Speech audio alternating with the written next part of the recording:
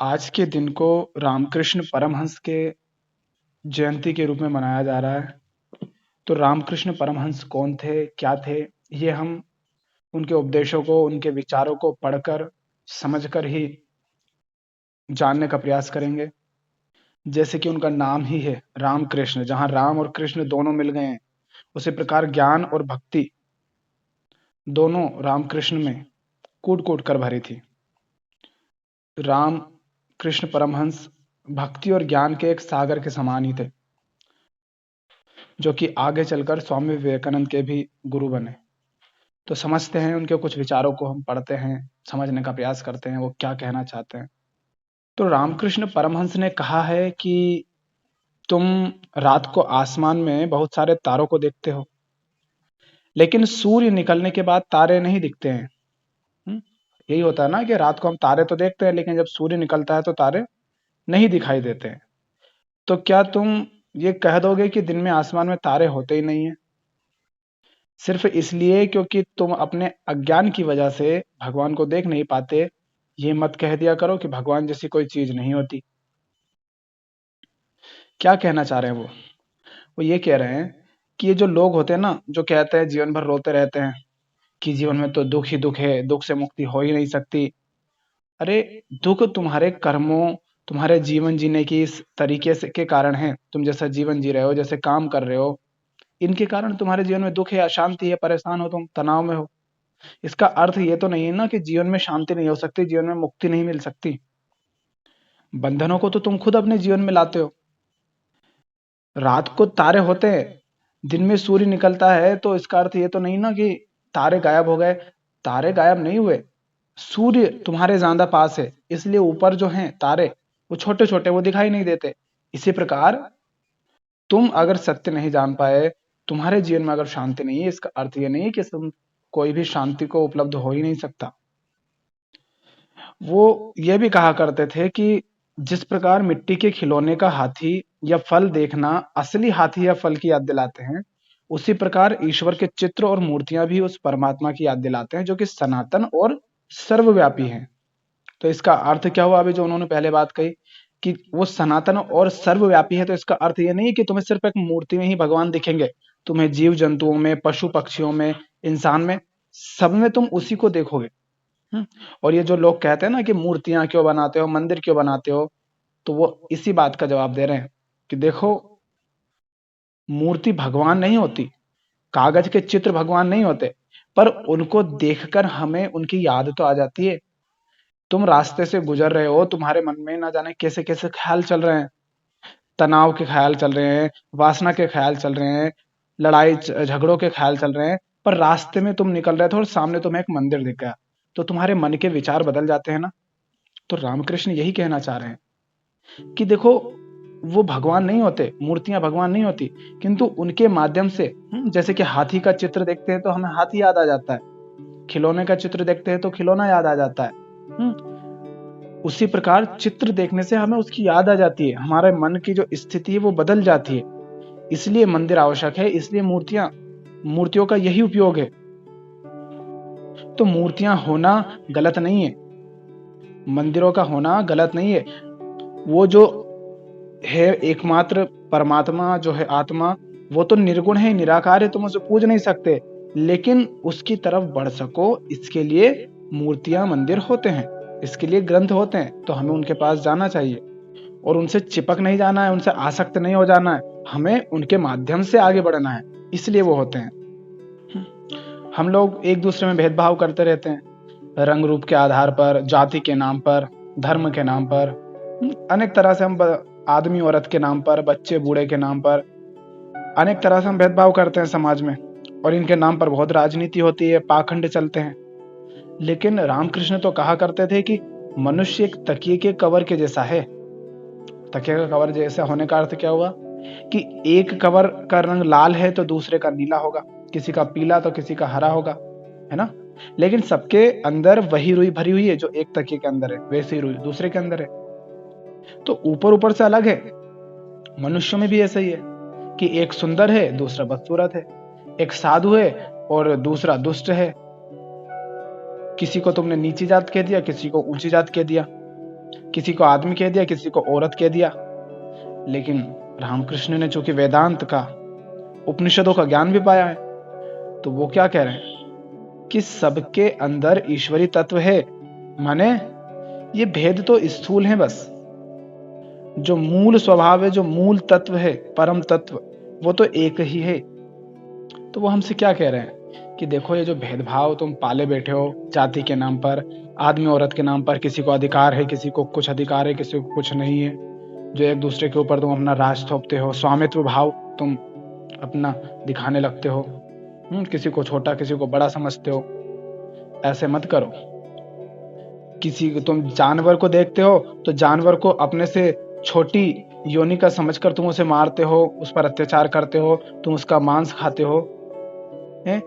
पर वो क्या कह रहे हैं कि हर जीव में, हर मनुष्य में वही एक तत्व है, तो तुम उस पर हिंसा कर रहे हो। इसका अर्थ क्या हुआ कि तुम अपने आप पर हिंसा कर रहे हो। तुम उसके साथ भेदभाव कर रहे हो, इसका अर्थ क्या हुआ कि तुम उस परम तत्व के खिलाफ काम कर रहे हो। इसलिए किसी भी तरह का भेद जब तक तुम्हारे जीवन में रहेगा, तब तक तुम शांति कैसे पाओगे, कैसे तुम्हें मुक्ति मिलेगी, कैसे तुम उस परमात्मा के दर्शन कर पाओगे, कैसे तुम उस आनंद को उपलब्ध हो पाओगे। तुमने एक दो चार लोगों को अपना मान लिया, बाकी को पराया कह दिया। कैसे कैसे वो तुम्हारे से पराये हो गए, और कैसे कुछ लोग तुम्हारे अपने हो गए, बस इसलिए कि उनसे तुम्हारा स्वार्थ जुड़ा है। उनसे अगर तुम्हारा स्वार्थ नहीं होगा तो तुम जो जिन्हें अभी अपना कहते हो, तुम उन्हें भी पराया कह दोगे। यही करते ना। तो इसीलिए वो कह रहे हैं कि ये सब ऊपर ऊपर से अलग अलग हैं, बाकी सबके अंदर, हर मनुष्य के अंदर तुम पाओगे कि डर तो है, सबके अंदर लालच है, सबके अंदर ईर्ष्या है, मोह है, उसी प्रकार सबके अंदर प्रेम भी है, बस वो दिखता नहीं है। एक चोर के अंदर भी प्रेम होता है, पर जिसके घर में चोरी कर रहा है उसके लिए नहीं होगा, अपने बच्चों के लिए होगा। चोरी कर रहा है अपने घर के लिए, अपने बच्चों के लिए। प्रेम वो भी जानता है, वो भी चाहता है प्रेम करे, पर लेकिन उसने अपनी जिंदगी इतनी बर्बाद कर ली है कि उसे गलत काम करके अपना जीवन जीना पड़ रहा है। तो भेदभाव ना करें, सभी को सही दिशा दें। रामकृष्ण कहा करते थे कि देखो, अपना क्या होता है, हम जब कहते हैं कि भक्ति मार्ग से हम ईश्वर को पाएं, या ज्ञान के मार्ग से, या कर्म किस तरह से, है ना, तो ईश्वर को पाने के, शांति को पाने के, आनंद को उपलब्ध होने के, मुक्त होने के, बुद्धत्व के अनेक रास्ते हैं। तो रामकृष्ण इस पर क्या कहते थे? वो कहते थे कि जरूरी चीज है छत तक पहुंचना, है ना, छत तक चढ़ना हमको जरूरी है। तो तुम पत्थर की सीढ़ी से चढ़कर जाओ, या बांस की सीढ़ी से चढ़कर जा सकते हो, तुम चाहो तो रस्सी से भी चढ़कर जा सकते हो, तुम चाहो तो बस एक बांस की मदद से भी चढ़कर ऊपर पहुंच सकते हो। तो वो कहते थे कि इसी तरह जब भगवान को भी पाना है तो भगवान को भी किसी भी मार्ग से प्राप्त किया जा सकता है। सभी धर्म के मार्ग सत्य हैं। माने वो यहाँ ये जो धर्म के नाम पर हम बटे हुए हैं, धर्म के नाम पर हम कहते हैं कि हमारा धर्म अच्छा है, दूसरा धर्म बुरा है, ये जो लड़ाई दंगे देखते हैं देश में, दुनिया में, धर्म के नाम पर, जाति के नाम पर, तो वो कह रहे हैं कि देखो, पहुंचना तुम्हें वही है। तुम्हें मुक्ति चाहिए, तुम्हें शांति चाहिए, तुम जीवन में परेशान हो, तुम नहीं जानते कि तुम कौन हो, कहाँ से आए हो, क्यों आए हो, मरते हो, डरते हो, ये सब तुम्हारे जीवन में लगा रहता है, और तुम्हें इन सबसे चाहिए मुक्ति, तुम्हें चाहिए शांति, तुम्हें चाहिए प्रेम। तो तुम्हें चाहिए तो वो एक ही है। फिर तुम इस धर्म के माध्यम से जाओ या उस धर्म के माध्यम से जाओ, अगर वो धर्म तुम्हें वहां पहुंचा देता है तो वो धर्म तुम्हारे लिए सार्थक हुआ। तो जो रामकृष्ण परमहंस थे, उन्होंने कभी भी किसी धर्म को गलत नहीं कहा। हाँ, धर्म के मानने वाले लोग गलत हो सकते हैं, उस धर्म का पालन करने वाले लोग अपने स्वार्थों के हिसाब से उसे तोड़ मरोड़ लें, या गलत धर्म के नाम पर गलत दुष्प्रचार करें, तो वो हो सकता है। पर धर्म कोई भी गलत नहीं होता, क्योंकि धर्म तो एक ही होता है, मुक्ति। वो जो तुम्हें मुक्ति दे, वो जो तुम्हें शांति दे, वो जो तुम्हें बंधनों से मुक्त कर दे। अब तुम हिंदू धर्म से जाओ, या सिख धर्म से, या बौद्ध से जाओ, या जैन से, या मुस्लिम हो, या ईसाई हो, कोई भी हो, और कोई भी धर्म तुम्हें हिंसा नहीं सिखाता, कोई भी धर्म तुम्हें भेदभाव नहीं सिखाता, कोई भी धर्म तुम्हें लड़ाई झगड़े करने का नहीं कहता। हाँ, तुम धर्म के नाम पर अगर वो सब करने लग जाओ तो हो सकता है फिर ऐसा। तो रामकृष्ण ने तो कहा था कि सभी धर्म के मार्ग सत्य हैं। अब हम ये भी देखते हैं समाज में कि कुछ लोग अच्छे होते हैं, कुछ लोग हम उनको बुरा कहते हैं। हम देखते हैं कि एक व्यक्ति अगर कोई बात कह रहा है तो कुछ लोग तो समझ जाते हैं, कुछ नहीं समझते हैं। कुछ लोगों का जीवन सुधर जाता है और कुछ का नहीं सुधर पाता है। ऐसा क्यों होता है पता है? रामकृष्ण परमहंस इस पर कहते थे कि जिस प्रकार सूर्य का प्रकाश जो होता है वो हर जगह पर एक समान ही पड़ता है। सूर्य का प्रकाश हर जगह पर एक समान ही पड़ता है, लेकिन जो सिर्फ चमकदार सतह है, जैसे कि पानी की सतह या दर्पण की सतह, सिर्फ वही उसे परावर्तित कर पाती है। इसी प्रकार ईश्वर का दिव्य प्रकाश भी ऐसा ही है। ये सबके हृदय पर बराबर बिना किसी पक्षपात के पड़ता है। वो कोई पक्षपात नहीं करता कि तुम कौन से जाति के हो, तुम कौन से धर्म के हो, तुम गरीब हो कि अमीर हो, तुम स्त्री हो कि पुरुष हो, कौन हो, ऐसा कोई फर्क नहीं पड़ता। सबके हृदय पर ईश्वर का प्रकाश बिना पक्षपात के पड़ता है। परंतु केवल जो पवित्र और सच्चे हृदय वाले लोग हैं, सिर्फ वही उस दिव्य प्रकाश को सही से ग्रहण कर पाते हैं और परावर्तित कर पाते हैं। माने अब मैं रामकृष्ण परमहंस की बातें तुम तक पहुंचा रहा हूं, उनकी बातों को तुमसे कह रहा हूं। अब तुम ही में से कुछ लोग होंगे जो इस बात को समझ जाएंगे, इनको जीवन में उतार लेंगे, इनको जिएंगे, उस रास्ते को, उस पथ को अपनाएंगे और जीवन में मुक्त होंगे, शांति पाएंगे। और जिन लोगों की नीयत ही नहीं है, उनको तुम कितना ही समझाओ, उनके सामने तुम बातें कहो या उनके सामने वैसा जीवन जी करके दिखाओ, वो तब भी नहीं सुनते हैं। तो बात जो मैं कह रहा हूं रामकृष्ण परमहंस की, वो बात तो एक ही है। अब उसको आपने सुना तो अपने अनुसार सुन लिया, किसी और ने सुना तो उन्होंने अपने अनुसार सुन लिया। तो हर व्यक्ति उस बात का कैसा उपयोग करता है ये तो उसी पर निर्भर करता है, वरना बात तो एक ही कही जाती है। तुम उसका कैसे उपयोग करते हो, कैसे अपने जीवन में उतारते हो, ये तुम पर निर्भर करता है। और ऐसे लोग बहुत अकड़ू होते हैं, बहुत अहंकारी होते हैं, और ऐसे लोग स्वार्थी होते हैं, सिर्फ अपना भला चाहते हैं, किसी की भी निस्वार्थ भाव से सेवा नहीं करते, निस्वार्थ भाव से किसी की मदद नहीं करते। ये लोग अगर किसी की मदद भी करते हैं तो सिर्फ इसलिए करते हैं कि उनको लगता है कि उससे मदद करने के बदले कुछ मिल जाएगा, वरना ये भी मदद नहीं करते। और ये बहुत अहंकारी होते हैं। रामकृष्ण परमहंस कहते थे कि जो बरसात का पानी होता है ना, वो ऊंची जमीन पर नहीं टिकता है, वो बहकर नीचे की ओर ही आता है। इसका अर्थ वो क्या कहना चाह रहे हैं? वो कह रहे हैं कि जो लोग विनम्र और सच्चे हैं उन पर ही ईश्वर की दया बनी रहती है, परंतु जो अहंकारी होते हैं, जो दंभी होते हैं, जो क्रूर होते हैं, जो शोषक होते हैं, अत्याचारी होते हैं, वो अधिक देर तक नहीं टिक पाते, उन पर ईश्वर की कृपा नहीं होती, अधिक देर तक वो ईश्वर की कृपा नहीं पा सकते। तो कहने का तात्पर्य क्या है कि हमें अहंकारी नहीं होना है, हमें स्वार्थी नहीं होना है, हमें दंभी नहीं होना है, हमें अकड़ू शोषक नहीं होना है, हमें क्रूर नहीं होना है, हमें प्रेम भाव रखना है हर जीव जंतु के प्रति, चाहे वो पशु हो, पक्षी हो, पेड़ पौधे हो, वनस्पति हो, इंसान हो, किसी जाति का, किसी धर्म का हो, चाहे बच्चा हो या बूढ़ा हो, चाहे आदमी हो या औरत हो, सबके प्रति हमें विनम्र रहना है, प्रेम पूर्ण रहना है, सच्चे रहना है, अपने स्वार्थों के लिए किसी का उपयोग नहीं करना है। रामकृष्ण परमहंस से उन्होंने बताया कि ब्रह्म क्या है। ब्रह्म के बारे में जब उन्होंने बताया तो उन्होंने ऐसा कहा था कि ऐसा करो, एक अनंत जल स्रोत की कल्पना करो।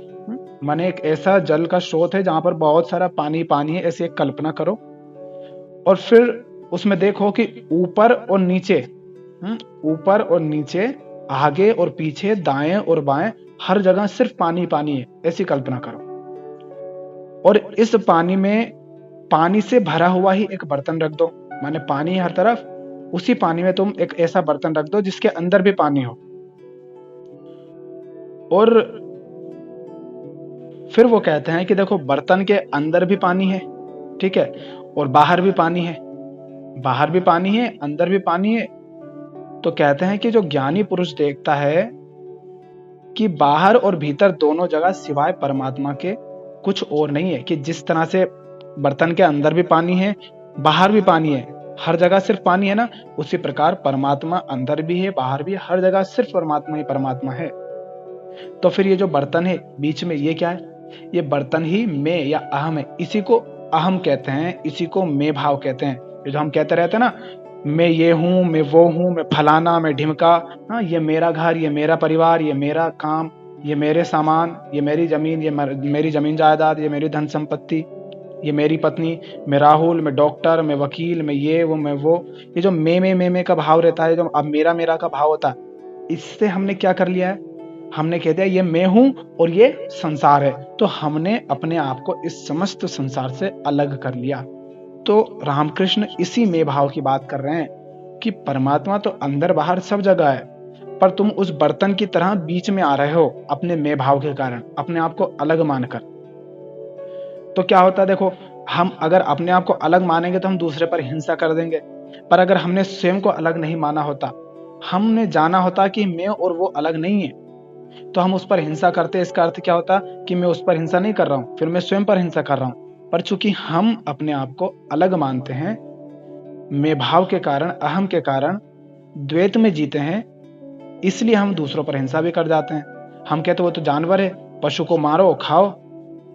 इसीलिए तो हम कर पाते हैं, क्योंकि हम अपने आप को अलग समझते हैं, हम द्वैत में जीते हैं, हम अहम में जीते हैं, अहंकार में जीते हैं। तो वो कह रहे हैं कि बर्तन की वजह से ऐसा लगता है कि पानी दो भागों में बैठ गया है ना। बर्तन की वजह से तुम एक तो अंदर और बाहर का अनुभव करने लगे।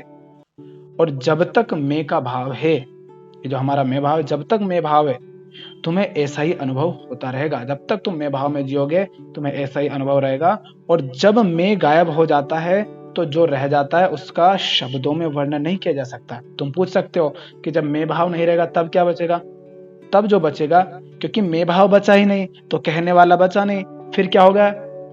सब कुछ अगर एक ही हो गया तो जो एक अकेला है वो किससे कहेगा और क्या कहेगा? कोई कहने वाला है तो फिर सुनने वाला होना चाहिए। तो जब भेद ही मिट गए, जब अद्वैत हो गया, तो ना कोई कहने वाला ना कोई सुनने वाला। इसीलिए कहा जा रहा है कि जो बचता है, फिर जब मैं भाव मिट जाता है, तब जो बचता है उसको शब्दों में वर्णन नहीं किया जा सकता। पर कई लोग होते, अरे हम तो मैं भाव को मिटा नहीं पा रहे, हम तो मैं भाव से ऊपर उठ नहीं पा रहे, हम तो बहुत प्रयास करते हैं, हमने तो अभी तक कुछ नहीं पाया, हमें तो ना शांति मिली ना मुक्ति मिली, हम तो कुछ नहीं कर पाए, ऐसे लोग कहते रहते हैं। तो रामकृष्ण कहते हैं कि अगर एक बार गोता लगाने से तुम्हें मोती नहीं मिले, तो तुम्हें ये निष्कर्ष नहीं निकालना चाहिए कि समुद्र में रत्न होते ही नहीं। तुम्हारे अलावा रत्न तो निकल रहे हैं ना, है ना कोई लोग जिन्होंने रत्न निकाले हैं। तो इसका अर्थ ये नहीं है, तुम्हें अगर शांति नहीं मिल रही है, तुम्हें मुक्ति नहीं मिल रही है, तो इसका अर्थ ये नहीं है कि मुक्ति मिलती ही नहीं है, शांति मिलती ही नहीं है। इसका अर्थ है कि तुम्हारे प्रयास में कुछ खोट है। या तो तुम सही से प्रयास नहीं कर रहे हो, या तो तुम्हारी मुक्ति की नियत ही नहीं है, शांति पाने की नियत ही नहीं है। तुम्हें अभी संसार की चीजों में ही बड़ा मजा आ रहा है, तुम उन्हीं में लिप्त रहना चाहते हो। तुम चाहते हो कि तुम भोगी, लालची, कामी, क्रोधी भी बने रहो और शांति भी पा जाओ। तो ऐसा तो नहीं होने वाला बेटा। जब तक निष्काम कर्म नहीं करोगे, तब तक कैसे पाओगे?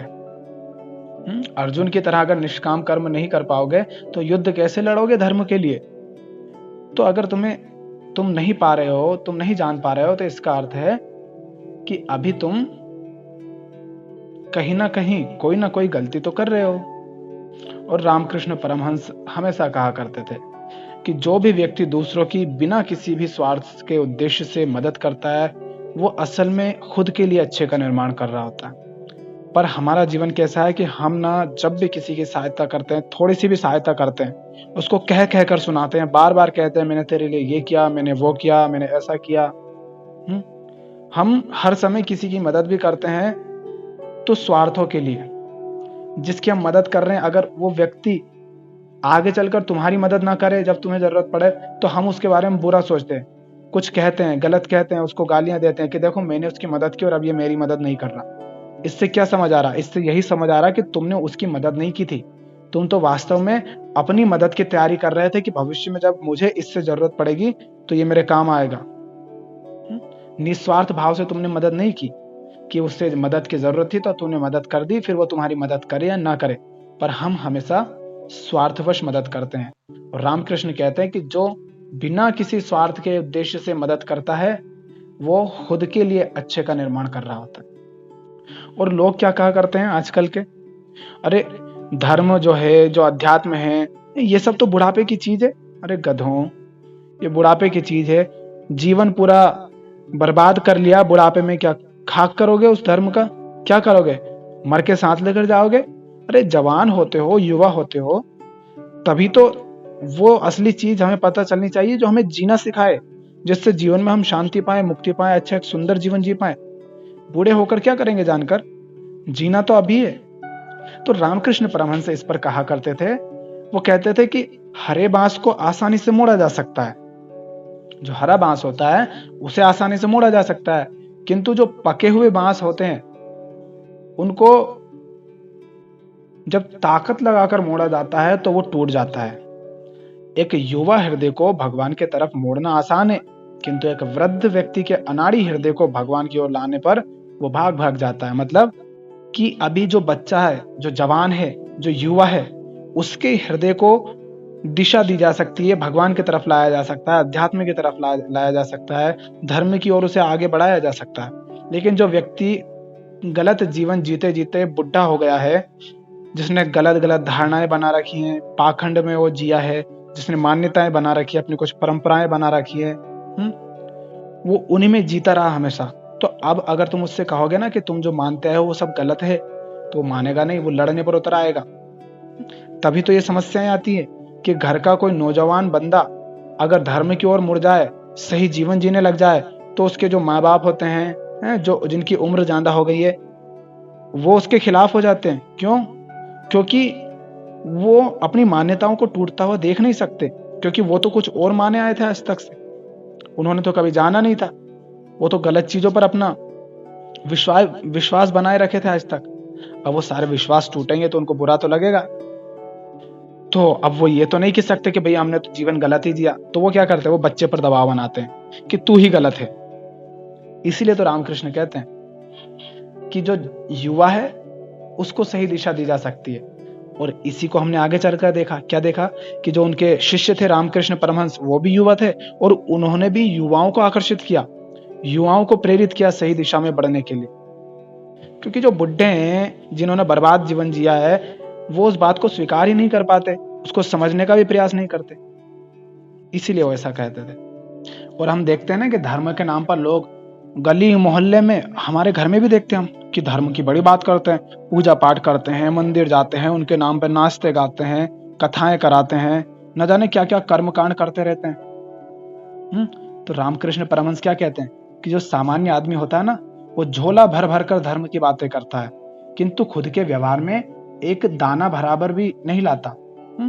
और जो एक बुद्धिमान व्यक्ति होता है वो बातें तो बहुत थोड़ी करता है, पर उसका पूरा जीवन धर्म के वास्तविक व्यवहार का प्रदर्शन होता है। मतलब वो कहना चाहते हैं, क्या कह रहे हैं वो, कि जो साधारण व्यक्ति होता है ना, वो धर्म की बस बातें करता है, पूजा पाठ करता है, कर्म कांड करता है, धर्म का दिखावा करता है, चोले पहन लेता है, लेकिन उसकी जिंदगी में धर्म नहीं दिखता। वो राम के भजन तो गाएगा, कृष्ण के गीत तो गाएगा, उन पर नाचेगा, पर जीवन में पूरे उसके लालच भरा है, क्रोध भरा है, गालियां भरी है, वो कमजोरों को मारता पीटता है, उनका शोषण करता है, वो लालची है, वो क्रोधी है, वो कामी है, ये सब उसके जीवन में भरा रहता। फिर काहे के तुम राम के भक्त हुए? एक तरफ तुम राम के, कृष्ण के, शिव के नाम पर इतने हुड़दंग मचाते हो और दूसरी तरफ तुम्हारा जीवन बर्बाद है। तुम लालच करते हो, तुम चोर हो, तुम ईर्ष्या करते हो, तुम दिन रात लड़ाई दंगे झगड़े गाली गलौची करते रहते हो, और तुम अपने आप को धार्मिक कहते हो। ऐसे लोगों से वो कह रहे हैं कि जो ऐसी हरकतें करता है, समझ जाना ये बस धर्म के नाम पर बातें करता है, जीवन नहीं जीता। और जो व्यक्ति समझदार होता है वो एक बात भी अगर धर्म की सच्ची जानेगा तो उसे जिएगा, ऐसे पाखंड नहीं करेगा। और इसी तरह रामकृष्ण ने बहुत सारी बातें, बहुत कुछ हमें सीखने के लिए दिया है, इसलिए उनको पढ़ें, उनको सुने। बहुत कुछ उन्होंने इस संसार के लिए जाने से पहले छोड़कर गए ताकि हमारे वो काम आ सके। हमें उतनी मेहनत ना करनी पड़े जितनी उनको करनी पड़ी, हमें आसानी से वो सब उपलब्ध हो जाए जो उन्होंने पाया। वो तभी पा सकोगे जब उनके करीब आओगे, उनको सुनोगे, उनको पढ़ोगे, उनको जानोगे। तो उनके जीवन से अगर कुछ सीख सको, कुछ जान सको, तो उसे जीवन में जीना, उतारना, बस सामान्य लोगों की तरह पाखंड मत करना। दिखावा मत करना, उसे जीना, अपने जीवन को वैसा बनाना।